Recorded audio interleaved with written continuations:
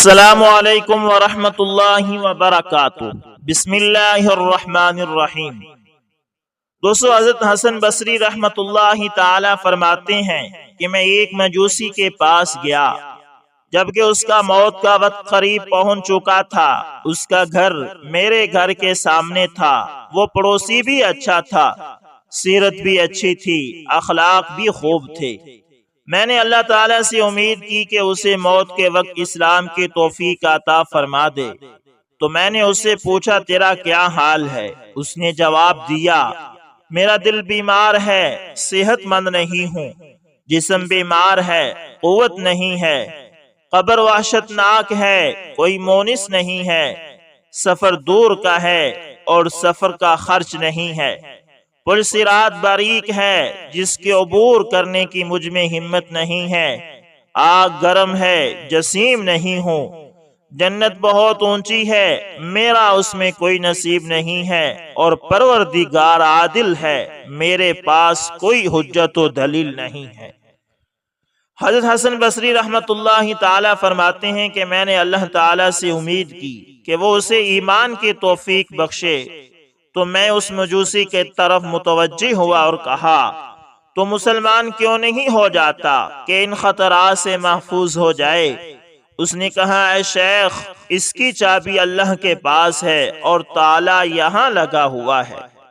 اپنے سینے کی طرف اس نے اشارہ کیا اور پھر بے ہوش ہو گیا۔ حضرت حسن بصری رحمت اللہ تعالی فرماتے ہیں کہ میں نے عرض کیا اے اللہ، اے آسمانوں اور زمین کے مالک، اے میرے مولا، اگر آپ کے پاس اس مجوسی کی کوئی نیکی مقبول ہے تو دنیا سے اس کی روح پرواز کرنے سے قبل اس نیکی کے بدلے اسے انعام عطا فرما اور اس میں جلدی فرما، یعنی اس نیکی کی بدلے اس کو ایمان کی دولت نصیب فرما دے۔ تو اس مجوسی کو بے ہوشی سے کچھ دیر بعد افاقہ ہوا اور اس نے اپنی آنکھیں کھولی اور میری طرف متوجہ ہو کر کہنے لگا اے شیخ، اللہ نے چابی بھیج دی ہے، اپنا ہاتھ بڑھائیے، میں گواہی دیتا ہوں کہ اشہد اللہ الہ الا اللہ و اشہد ان محمدن رسول اللہ۔ اس کے بعد اس کی روح پرواز کر گئی اور وہ اللہ تعالی کی رحمت کی طرف منتقل ہو گیا۔ حضرت ذنون مصری رحمت اللہ تعالی فرماتے ہیں کہ میں حجاز یعنی مکہ اور مدینے کے ارادے سے نکلا اور کسی کو اپنا رفیق سفر نہ بنایا، بس میں اسی حالت میں جا رہا تھا کہ بیابان علاقے میں جا پہنچا، توشہ سفر ختم ہو چکا تھا اور میں ہلاکت کے قریب پہنچ چکا تھا کہ اسی صحرا میں ایک درخت نظر آیا جس کی شاخیں گری ہوئی تھی اور ٹہنیاں جھکی ہوئی گئی تھی، پتے بھی بہت تھے۔ میں نے دل میں کہا اس درخت کی طرف چلتا ہوں اور اس کے سائے میں بیٹھتا ہوں یہاں تک کہ اللہ تعالی موت کا فیصلہ فرما دیں۔ بس جب میں اس درخت تک پہنچا اور اس کے قریب آ گیا اور اس کے سائے میں بیٹھنے کا ارادہ کیا تو اس کی ٹہنیوں میں سے ایک نے میرے چمڑے کے تھیلے کو پکڑ لیا تو وہ بچا کچا پانی بھی بہہ گیا، جس سے مجھے زندگی کی کچھ امید تھی، یعنی وہ پانی بھی بہہ گیا جو میرے پاس تھوڑا سا تھا اور زندگی کی امید ختم ہو گئی۔ تو پھر مجھے ہلاکت کا یقین ہو گیا اور میں نے اپنے آپ کو درخت کے سائے میں ڈال دیا اور ملک الموت کے انتظار میں لگ گیا تاکہ میری روح قبض کرے۔ تو میں نے اچانک ایک غمگین آواز سنی جو غمگین شخص کے دل سے نکل رہی تھی۔ وہ کہہ رہا تھا الہی، سیدی، مولا، اگر آپ مجھ سے راضی ہیں تو آپ اس کو مزید بڑھا دیں تاکہ یا ارحم الراحمین آپ مجھ سے مزید راضی ہو جائیں۔ میں اٹھا اور اس آواز کی طرف چلنا شروع کر دیا تو میں ایک حسین چہرہ، حسین صورت آدمی کے پاس پہنچ گیا جو ریت پر پڑا ہوا تھا اور گدھ اس کے چاروں طرف سے گھیرے ہوئے تھے اور اس کے گوشت کو نوچنا چاہتے تھے۔ میں نے اسے سلام کیا، اس نے سلام کا جواب دیا اور مجھے کہا اے ذنون، جب توشہ سفر ختم ہو چکا اور پانی بہہ چکا تو موت اور فنا ہونے کا تو یقین کر بیٹھا۔ پھر میں اس کے سرہانے بیٹھ گیا اور اس کے رونے پر ترس کھایا اور جو میں نے اس کے ساتھ ہوتے دیکھا اس پر رونے لگ گیا۔ بس میں اسی حالت میں تھا کہ کھانے کا ایک پیالہ میرے سامنے تھا اور اس نے زمین پر ایڑی ماری تو پانی کا ایک چشمہ پھوٹ پڑا جو دودھ سے زیادہ سفید اور شہد سے زیادہ میٹھا تھا۔ اس نے کہا، اے ذوالنون، کھاؤ اور پیو، تم بیت اللہ شریف ضرور پہنچو گے، لیکن اے ذوالنون، مجھے تم سے ایک کام ہے، اگر اس کو پورا کرو گے تو تمہیں اجر و ثواب ہوگا۔ میں نے کہا، وہ کیا ہے؟ کہا، جب میں مر جاؤں تو مجھے غسل دے دینا اور دفن کر دینا اور درندوں اور پرندوں سے چھپا دینا، پھر چلے جانا۔ جب تم حج ادا کر چکو اور باب الزعفران سے داخل ہو تو وہاں پر بچوں کو کھیلتا ہوا پاؤ گے، ان پر رنگ برنگے کپڑے ہوں گے، اور تو وہاں پر ایک کم سن نوجوان کو بھی ملے گا جس کو کوئی شے بھی اللہ تعالیٰ کے ذکر سے غافل نہیں کر پا رہی ہوگی۔ اس نے ایک کپڑے کے ٹکڑے سے اپنی کمر کسی ہوگی اور ایک کپڑے اپنے کندھوں پر ڈالا ہوگا، اس کے چہرے پر آنسوؤں کے آثار سے 2 سیاہ لکیریں پڑی ہوں گی۔ جب تو اسے ملے تو یہی میرا بیٹا ہوگا اور میری آنکھوں کی ٹھنڈک ہوگا، بس اس کو میرا سلام کہہ دینا۔ حضرت ذوالنون مصری رحمت اللہ تعالی فرماتے ہیں کہ جب میں اس کی بات سے فارغ ہوا تو اس کو یہ کہتے ہوئے میں نے سنا، اشہد ان لا الہ الا اللہ واشہد ان محمد رسول اللہ، اور پھر اس نے ایک چیخ ماری اور دنیا سے رخصت ہو گیا رحمت اللہ تعالی۔ تو میں نے کہا، انا للہ و انا الیہ راجعون۔ میرے پاس میرے سامان میں ایک قمیص تھا جس کو میں اپنے سے دور نہیں رکھتا تھا، پس میں نے اس کو اپنے پانی سے نہلایا اور پھر اپنے قمیص میں کفنایا اور خاک میں چھپا دیا، اور پھر بیت اللہ شریف کی طرف چل پڑا، حج کے اعمال ادا کیے اور روضہ رسول صلی اللہ علیہ وسلم کی زیارت کے لیے نکل پڑا۔ جب بچوں کے پاس گیا جو کھیل رہے تھے اور ان پر رنگ رنگ کے کپڑے تھے، پھر میں نے نظر دوڑائی تو وہ نوجوان موصوف بیٹھا ہوا تھا۔ اسے کوئی بھی قیمتی سے قیمتی شے علام الغیوب سے بے توجہ نہیں کر رہی تھی۔ اس کے چہرے پر صدمے زہر تھے اور چہرے پر آنسوؤں کے آثار سے 2 سیاہ دھاریاں تھی، اور وہ کہہ رہا تھا، الناس كلهم للعيد قد فرحوا وقد فرحت انا بالواحد الصمد، الناس كلهم للعيد قد سبغوا وقد سبغت ثياب الذل والكمد، الناس كلهم للعيد قد غسلوا وقد غسلت انا بالدمع للكبد۔ سارے انسان عید کی خوشی منا رہے ہیں اور میں واحد صمد اللہ تعالی سے خوش ہوں۔ سارے لوگ عید کے لیے خوشبوئیں لگا کر آئے ہیں اور میں نے ذلت اور بدلے ہوئے رنگ والے کپڑوں کا رنگ لگا لیا ہے۔ سارے لوگ عید کے لیے غسل کر کے آئے ہیں اور میں اللہ سارے لوگ عید کے لیے غسل کر کے آئے ہیں اور میں دل کے آنسوؤں کو ساتھ غسل کر چکا ہوں۔ حضرت ذوالنون مصری رحمت اللہ تعالی فرماتے ہیں کہ میں نے سلام کیا تو اس نے سلام کا جواب دیا اور کہا، میرے والد کے قاصد کے لیے خوش آمدید۔ تو میں نے اسے کہا، آپ کو کس نے بتلایا کہ میں قاصد ہوں اور آپ کے والد کی طرف سے آیا ہوں؟ اس نے کہا، مجھے اس نے خبر دی ہے کہ تو نے انہیں صحرا میں دفن کیا ہے۔ اے ذوالنون، تو سمجھتا ہے کہ تو نے میرے باپ کو صحرا میں دفن کیا ہے؟ اللہ کی قسم، میرے والد کو سدرۃ المنتہا کی طرف اٹھا لیا گیا ہے، لیکن تم میرے ساتھ میری دادی کی طرف چلو۔ اور اس نے میرا ہاتھ پکڑا اور میرے ساتھ اپنے گھر کی طرف چل دیا۔ جب دروازے تک پہنچا تو ہلکا سا کھٹکایا اور ایک بڑھیا ہماری طرف کو آئی۔ جب اس نے مجھے دیکھا تو کہنے لگی، جس نے میرے حبیب اور آنکھوں کی ٹھنڈک کو دیکھا ہے اس کو خوش آمدید۔ میں نے کہا، آپ کو کس نے بتلایا کہ میں نے اسے دیکھا ہے؟ کہنے لگی، جس نے مجھے یہ خبر دی ہے کہ تو نے اسے بھی کفن دیا ہے اور یہ کفن تجھے واپس کر دیا جائے گا۔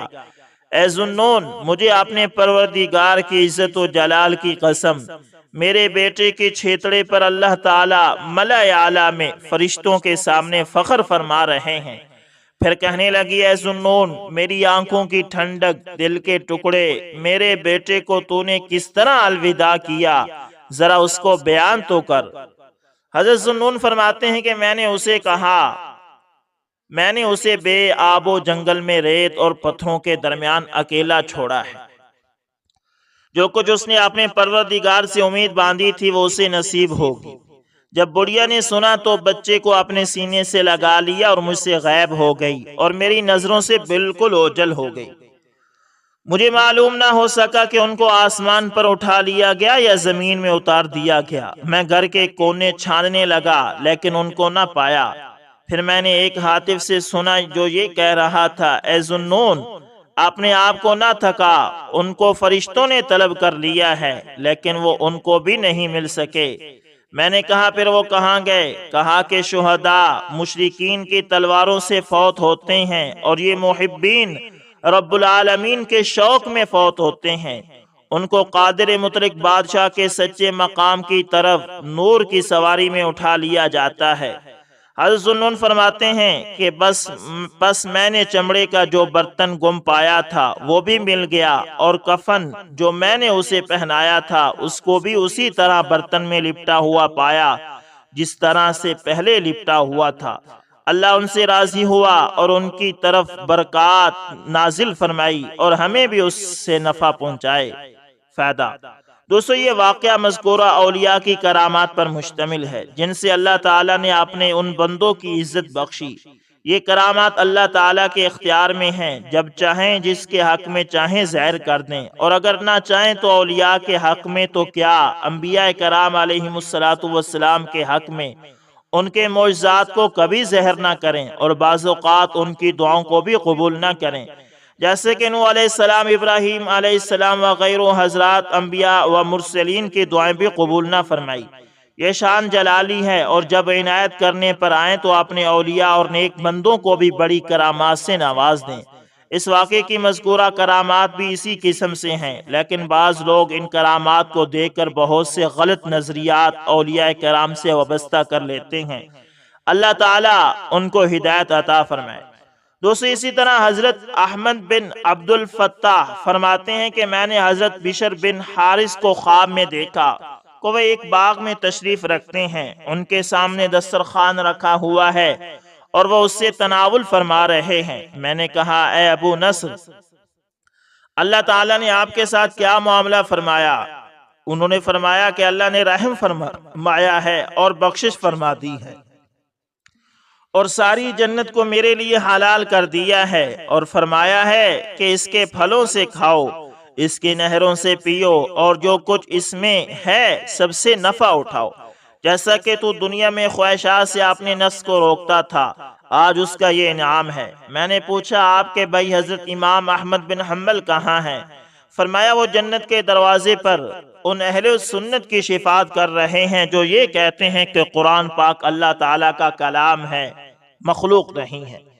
میں نے کہا اللہ تعالیٰ حضرت معروف کرخی سے کیا معاملہ فرما رہے ہیں؟ تو انہوں نے اپنے سر کو حرکت دی اور فرمایا وہ بہت دور ہیں، بہت دور ہیں، ہمارے اور ان کے درمیان کئی پردے ہیں۔ حضرت معروف کرخی نے جنت کے شوق سے اللہ تعالیٰ کی عبادت نہیں کی تھی اور نہ دوزخ کے خوف سے عبادت کی تھی، بلکہ انہوں نے اللہ تعالیٰ کی ذات کے لیے عبادت کی تھی، اس لیے اللہ تعالیٰ نے ان کو رفیق اعلیٰ میں بلند کر دیا اور اپنے اور ان کے درمیان سے پردے کو ہٹا دیا۔ یہ مجرب تریاق ہے، جس کی اللہ تعالیٰ سے کوئی حاجت ہو وہ حضرت معروف کرخی کی قبر پر آئے اور اللہ تعالیٰ سے دعا کرے، انشاءاللہ اس کی دعا سنی جاتی ہے۔ دوستو اسی طرح ایک آبے سے منقول ہے، فرماتے ہیں کہ میں نے طاقت کے زمانے میں، یعنی اللہ سے کہتے ہیں کہ اللہ جی میں نے طاقت کے زمانے میں تیری نافرمانی کی اور کمزوری کے زمانے میں تیری اطاعت کی، جب میں موٹا تازہ تھا تو میں نے تجھے غصہ دلایا اور جب دبلا پتلا ہوا تیری عبادت کی، کاش مجھے معلوم ہو جائے کہ آپ نے مجھے میرے خوف سمیت قبول فرما لیا ہے یا میرے جرم کے سپرد کر دیا ہے۔ وہ بزرگ فرماتے ہیں پھر ان پر غشی طاری ہو گئی اور زمین پر گر پڑے اور ان کی پیشانی پھٹ گئی، تو ان کی ماں ان کی طرف اٹھی اور دونوں آنکھوں کے درمیان بوسہ دیا اور پیشانی کو پونجا اور روتی جاتی تھی اور کہتی جاتی تھی کہ دنیا میں میری آنکھوں کی ٹھنڈک، آخرت میں میرے دل کا ثمرہ، اپنی بوجھل بڑھیا ماں سے گفتگو تو کر اور پریشان ماں کو جواب تو دے۔ وہ بزرگ بیان کرتے ہیں کہ یہ نوجوان اپنی بے ہوشی سے ہوش میں آیا اور اپنے ہاتھ جگر پر رکھے ہوئے تھا اور روح جسم میں تڑپ رہی تھی۔ آنسو اس کے رخسار اور داڑھی پر لگاتار بہ رہے تھے۔ تو اس نے بڑھیا سے کہا، اے ماں، یہ وہی دن ہے جس سے تم مجھے ڈرایا کرتی تھی، اور یہی وہ اکھاڑا ہے جس سے مجھے خوف دلاتی تھی۔ یہ ہولناکیوں کا میدان ہے اور بوجھ اترنے کی جگہ ہے۔ گزرے ہوئے زمانوں پر افسوس اور ان طویل زمانوں پر افسوس جن میں نے اپنے بخت نہیں سنوارے۔ اے اماں، مجھے اپنی جان کی فکر ہے کہ میں طویل مدت تک دوزخ میں نہ پڑا رہوں۔ میں گھبراتا ہوں اگر مجھے اس میں سر کے بل پھینک دیا جائے۔ میں اس کے صدمے میں ہوں اگر اس میں ہی میرے سانس ٹوٹ جائیں۔ اے ماں، میں جو کہوں ویسا کر دو۔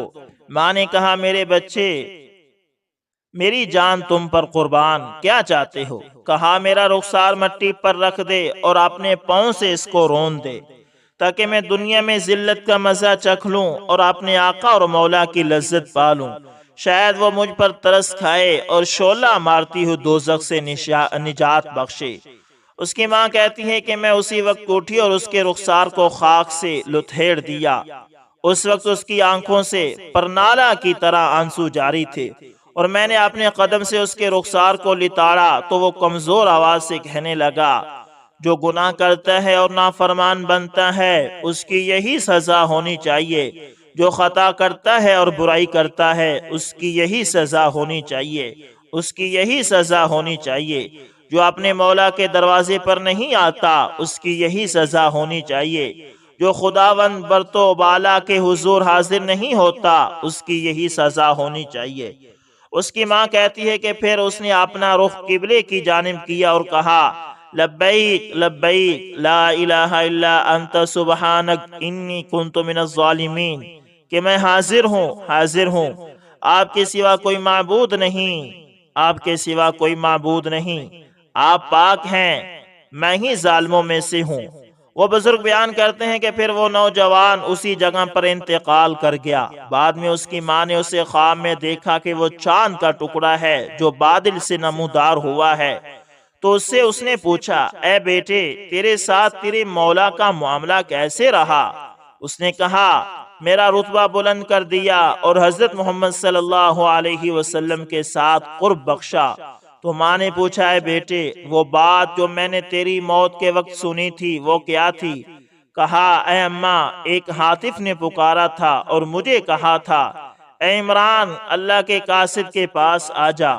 تو میں نے اس کو جواب دیا تھا اور اپنے رب عز و جل کے سامنے لبیک کہے تھی۔ دوسری اسی طرح امام ابن المبارک رحمت اللہ تعالی فرماتے ہیں کہ میں مکہ مکرمہ میں حاضر ہوا جبکہ لوگ بارش کے قحط میں مبتلا تھے اور مسجد حرام میں بارش کی دعا کر رہے تھے۔ میں ان لوگوں میں بنی شیبہ کے دروازے کی جانب تھا کہ ایک غلام آیا جس پر کھدر کے 2 ٹکڑے تھے، ایک کو چادر کے طور پر باندھے ہوئے تھا، دوسرے کو اپنے کندھے پر ڈالے ہوئے تھا، اور وہ میرے پہلو میں ایک پوشیدہ جگہ میں پڑ گیا۔ میں نے اس سے سنا تو وہ یہ کہہ رہا تھا، اے میرے مالک، گناہوں کی کثرت اور عیبوں کی سیاہی نے انسانوں کے چہروں کو بوسیدہ کر دیا۔ آپ نے ہم سے آسمانوں کی بارش اس لیے روک لی تاکہ اس سے مخلوق کو تنبیہ کریں۔ اے حلیم اور بردبار، میں آپ سے التجا کرتا ہوں، اے وہ ذات جس کو آپ کے بندے صرف محسن جانتے ہیں، ان کو ابھی ابھی بارش دے دے۔ حضرت امام ابن المبارک فرماتے ہیں کہ وہ یہی کہتا جا رہا تھا، ان کو ابھی بارش دے دے، ان کو ابھی بارش دے دے، یہاں تک کہ فضا بادل سے بھر گئی اور بادل سے مشکیزوں کے منہوں کے برابر بڑی بڑی بوندیں گرنے لگی، اور وہ غلام اپنی اسی جگہ پر بیٹھ کر اللہ تعالیٰ کی تسبیح ادا کرنے لگ گیا۔ بس میں نے رونا شروع کر دیا یہاں تک کہ وہ غلام اٹھ گیا تو میں بھی اس کے پیچھے ہو لیا، حتیٰ کہ میں نے اس کے مکان کا پتہ لگایا۔ پھر میں حضرت فضیل بن عیاض رحمت اللہ تعالیٰ کے پاس حاضر ہوا تو انہوں نے مجھ سے فرمایا، کیا وجہ ہے؟ میں آپ کو افسردہ دیکھ رہا ہوں۔ میں نے انہیں بتلایا کہ اللہ تعالیٰ کی طرف ہمارا غیر سبقت لے گیا اور اللہ نے ہمارے علاوہ اس سے دوستی کر لی ہے۔ تو انہوں نے پوچھا کیا واقعہ ہے؟ تو میں نے ان کو سارا واقعہ عرض کیا تو ان کی چیخ نکل گئی اور بے ہوش ہو کر زمین پر گر گئے۔ پھر فرمایا اے ابن مبارک، تم پر افسوس ہے، مجھے اس کے پاس لے چلو۔ میں نے عرض کیا فی الحال وقت کم ہے، میں اس کے حالات کا پتہ لگاتا ہوں۔ جب کل ہوئی اور میں نے صبح کی نماز ادا کر لی تو اس کے مکان پر جانے کے لیے نکل کھڑا ہوا تو اس غلام کے دروازے پر ایک بوڑھا بیٹھا تھا جس کے نیچے چادر بچھی ہوئی تھی۔ جب اس نے مجھے دیکھا تو پہچان گیا اور کہنے لگا اے ابو عبد الرحمن، خوش آمدید، کیسے تشریف آوری ہوئی؟ میں نے کہا مجھے ایک غلام کی ضرورت ہے۔ اس نے کہا اچھی بات ہے، میرے پاس بہت غلام ہے، جس کو چاہو پسند کر لو۔ تو اس نے چیخ کر ایک غلام کو بلایا تو ایک موٹا تازہ غلام نکلا۔ تو اس نے کہا یہ نیک سیرت ہے، میں آپ کے لیے اس کو پسند کرتا ہوں۔ میں نے کہا مجھے اس کی ضرورت نہیں۔ اس کے بعد وہ ایک کے بعد دوسرے کو بلاتا رہا یہاں تک کہ اس نے اس غلام کو بلا لیا۔ جب میں نے اس کو دیکھا تو میری آنکھوں سے آنسو چھلک پڑے۔ اس بوڑھے نے کہا یہ درست ہے؟ میں نے کہا ہاں۔ تو اس نے کہا اس کو تو میں کسی صورت بھی فروخت نہیں کروں گا۔ میں نے کہا کس لیے نہیں بیچو گے؟ اس نے کہا میں نے اس گھر میں اس کی بہت برکات دیکھی ہیں، جب سے یہ میرے پاس آیا ہے مجھے کوئی مصیبت نہیں پہنچی۔ میں نے اس سے پوچھا اس کا کھانا کہاں سے آتا ہے؟ کہا کھجور کی رسیاں بٹ کر درم کا چھٹا حصہ یا اس سے کم و بیش کما لیتا ہے۔ اگر یہ بک جائے تو یہی اس کی گزار اوقات ہے، ورنہ سارا دن ویسے ہی گزار دیتا ہے۔ مجھے غلاموں نے اس کے متعلق بتلایا ہے کہ یہ ان لمبی راتوں میں بھی نہیں سوتا اور کسی سے میل جول نہیں رکھتا، اپنے نفس کا بڑا خیال رکھتا ہے اور میں بھی اس کے ساتھ دل سے محبت کرتا ہوں۔ میں نے اس بوڑھے سے کہا حضرت فضیل بن عیاض اور حضرت سفیان ثوری کے پاس بغیر کسی کام کے چلو۔ حضرت ابن مبارک فرماتے ہیں کہ جب وہ بوڑھا ان سے ملاقات کر کے واپس آیا تو میں دوبارہ اس کے پاس گیا اور نہایت ہی منت و سماجت کر کے سوال کیا تو اس نے کہا اے ابن مبارک، آپ کا میرے پاس چل کر آنا بڑی اہمیت رکھتا ہے، آپ جس کو چاہیں لے جائیں۔ حضرت ابن مبارک فرماتے ہیں کہ میں نے اس غلام کو خرید لیا اور اسے ساتھ لے کر حضرت فضیل کے مکان کی طرف چل پڑا۔ میں کچھ دیر ہی چلا تھا کہ اس نے مجھے کہا اے میرے آقا۔ میں نے اسے کہا لبیک۔ اس نے کہا آپ لبیک نہ کہیں، غلام ہی اس لائق ہے کہ وہ اپنے آقا کو لبیک کہے۔ میں نے اس سے کہا اے میرے دوست، آپ کی کیا حاجت ہے؟ اس نے کہا میں کمزور بدن ہوں، خدمت کی طاقت نہیں رکھتا، کسی دوسرے غلام سے آپ کو زیادہ فوائد ہوتے ہیں۔ اس بوڑھے نے آپ کے لیے اس غلام کو پیش کیا تھا جو مجھ سے موٹا، تازہ اور طاقتور تھا۔ میں نے کہا اگر میں آپ سے خدمت لوں تو اللہ تعالیٰ میری طرف رحمت کی نظر ہی نہ کرے۔ میرے آپ کو خریدنے کا مقصد یہ ہے کہ میں آپ کو اولاد کی جگہ دوں، آپ کی شادی کراؤں گا اور میں خود آپ کی خدمت کروں گا۔ وہ رو پڑا۔ میں نے اس سے کہا آپ کو کس شے نے رلایا ہے؟ اس نے کہا آپ یہ کیوں کریں گے؟ آپ نے میرا کوئی ربط اللہ تعالیٰ سے یقیناً دیکھ لیا ہے، ورنہ آپ نے صرف مجھے ان غلاموں میں سے کیوں خریدا؟ میں نے کہا واقعی اس کے سوا آپ سے میری کوئی حاجت نہیں۔ اس نے مجھے کہا میں آپ کو اللہ کا واسطہ دے کر کہتا ہوں، مجھے اس رابطے کے متعلق ضرور بتلائیے۔ میں نے کہا تمہاری دعا کی قبولیت کی وجہ سے۔ تو اس نے کہا انشاءاللہ مجھے لگتا ہے کہ تو نیک آدمی ہے۔ اللہ کی مخلوق میں کچھ نیک لوگ ہوتے ہیں جن کی شان اپنے محبوب لوگوں کے سامنے اللہ تعالیٰ ظاہر کر دیتا ہے اور ان کے حالات کا اظہار بھی اپنے پسندیدہ حضرات کے سامنے کرتا ہے۔ پھر اس نے کہا آپ کچھ دیر میری انتظار کریں، میری رات کی کچھ رکعتیں باقی رہتی ہیں، میں ان کو پورا کرنا چاہتا ہوں۔ میں نے کہا حضرت فضیل کا گھر یہ سامنے ہے۔ اس نے کہا نہیں، مجھے یہیں پر اچھا لگتا ہے، اللہ تعالیٰ مہلت نہیں دیتے۔ پھر وہ مسجد میں داخل ہو گیا اور بہت دیر تک نماز میں مشغول رہا۔ پھر میرے پاس اپنے ایک ارادے کے ساتھ آیا اور میری طرف متوجہ ہو کر کہنے لگا اے ابو عبد الرحمن، آپ کا کوئی کام ہے؟ میں نے کہا کیوں؟ اس نے کہا کیونکہ میں واپس جانا چاہتا ہوں۔ میں نے کہا ہاں جانا چاہتے ہو؟ اس نے کہا آخرت کی طرف۔ میں نے کہا ایسا کرو کچھ وقت تو مجھے دے دو کہ میں آپ سے فائدہ حاصل کروں۔ اس نے کہا زندگی تو اس وقت تک پسند تھی جب تک معاملہ میرے اور اللہ کے درمیان تھا، لیکن اب جب آپ اس پر مطلع ہو گئے ہیں تو آپ کے علاوہ کوئی اور بھی مطلع ہو سکتا ہے جس کی مجھے ضرورت نہیں ہے۔ پھر وہ منہ کے بل گر پڑا اور یہ کہہ رہا تھا، الہی اقبضنی الساعہ الساعہ، ترجمہ اے مالک اسی وقت میری جان قبض کر لے، اسی وقت میری جان قبض کر لے۔ پس میں نے اس کے قریب ہو کر دیکھا تو وہ مر چکا تھا۔ خدا کی قسم میں جب بھی اس کو یاد کرتا ہوں تو بہت غمزدہ ہوتا ہوں۔ میری نظر میں دنیا چھوٹی ہو جاتی ہے اور عمل حقیر معلوم ہوتا ہے۔ اللہ اس پر بھی رحمت فرمائے اور اس کے طفیل ہم پر بھی رحمت فرمائے۔ دوستو، ایک بزرگ نے اپنی وفات کے وقت اپنے بیٹے سے کہا، اے میرے بچے، میری وصیت سن لو اور میں جیسے کہوں ویسا کرو۔ اس نے کہا ٹھیک ہے۔ بزرگ نے کہا، اے بیٹے، میری گردن میں ایک رسی ڈالو اور میری محراب کی طرف مجھے گھسیٹو اور میرے چہرے کو خاک آلود کر دو۔ اور پھر بزرگ یہ کہنے لگے کہ ھذا جزاء من عصى مولا وآثر شهوته وهواه ونام عن خدمت مولا، یعنی جس نے اپنے آقا کی نافرمانی کی، اپنی شہوت و خواہش کو اہمیت دی اور اپنے مولا کی خدمت یعنی عبادت سے سو گیا، اس کی یہی سزا ہونی چاہیے۔ کہتے ہیں جب اس نے اس سے ایسے کیا، یعنی جب بیٹے نے اس بزرگ کے ساتھ ایسے کیا، تو اس بزرگ نے اپنی نگاہ آسمان کی طرف اٹھاتے ہوئے کہا، الہی و سیدی و مولا، قد آن الرحیل الیک و ازف القدوم علیک، ولا عذر لی بین یدیک غیر انک الغفور وانا العاصی وانت الرحیم وانا الجانی وانت السید وانا العبد، ارحم خضوعی و ذلتی بین یدیک فانہ لا حول ولا قوت الا بک۔ اے میرے پروردگار، میرے آقا، میرے مولا، آج تیرے پاس کوچ کرنے کا وقت آن پہنچا اور تیرے پاس جانے کا وقت آ گیا۔ میرا تیرے سامنے کوئی اور عذر بھی نہیں۔ یہ دوسری بات ہے کہ آپ غفور ہیں اور میں گنہگار ہوں، آپ رحیم ہیں اور میں مجرم، آپ آقا ہیں اور میں بندہ۔ آپ اپنے سامنے میری عاجزی اور مسکینی پر رحم کھائیں، کیونکہ آپ ہی قوت اور طاقت کے مالک ہیں۔ کہتے ہیں اسی وقت اس بزرگ کی روح نکل گئی اور گھر کے کونے سے کسی نے اونچی آواز سے منادی کی، جس کو سب حاضرین نے سنا۔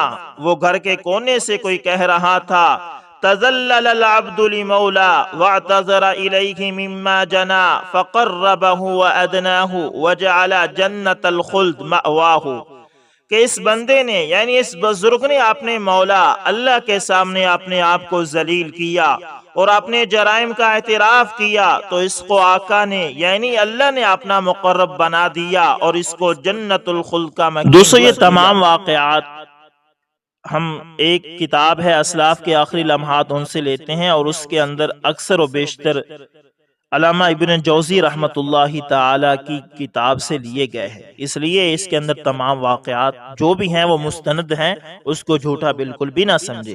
دوستو، امید کرتا ہوں ویڈیو اچھی لگی، کوئی پسند ہے تو لائک شیئر کمنٹ لازمی کریں، اور اگر آپ ہمارے چینل AS انفارمیشن TV پر نئے تو اس کو لازمی سبسکرائب کریں۔ ملتے ہیں کسی نیکسٹ اچھی سی ویڈیو کے اندر، تب تک کے لیے اللہ حافظ، جزاکم اللہ خیر۔